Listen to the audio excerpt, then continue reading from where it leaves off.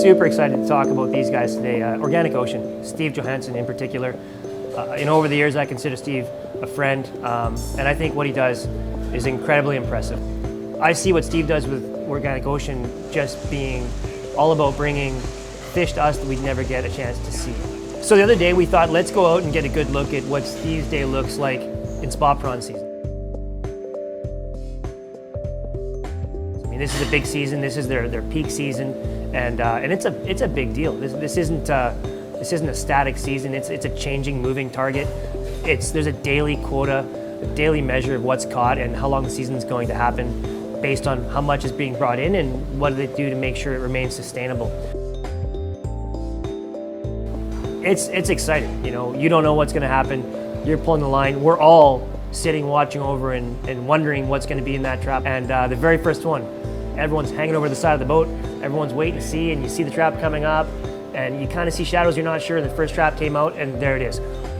Not loaded necessarily, not full, but huge. Some of the biggest spot prawns I've seen. In my opinion, the best way to use spot prawn is live, fresh, the minute it comes out of the water. So, some of us who are used to this probably had a dozen in the first while right there on the boat. It's the sweetness of having that raw prawn. You lose some of that when you cook it. So being out on the boat, the salt air, just pulling out of the water and eating a fresh spot prawn right there on the spot, I don't think you can touch that experience anywhere. This process is sustainable because it doesn't impact anything else but the prawn. There's no bycatch, and if there is a little bit of bycatch, we take it out of the trap, off the table, throw it back, it swims away. And same as small prawn, we can throw them back. Anything we're not supposed to keep, we throw back at lives. We come on another day and catch them when it's bigger. Even when we do cook them, we do our utmost to keep it really, really simple. My favorite way if I'm going to cook them is just quick poached, peel and eat, maybe a bit of butter, but we do everything we can to keep that prawn as true to nature as we can. I think everybody in Vancouver has an eye on the spot prawn season. I think there's nobody I've talked to who doesn't have a feeling for when spot prawn season comes around. You wait for it all year long like any other holiday.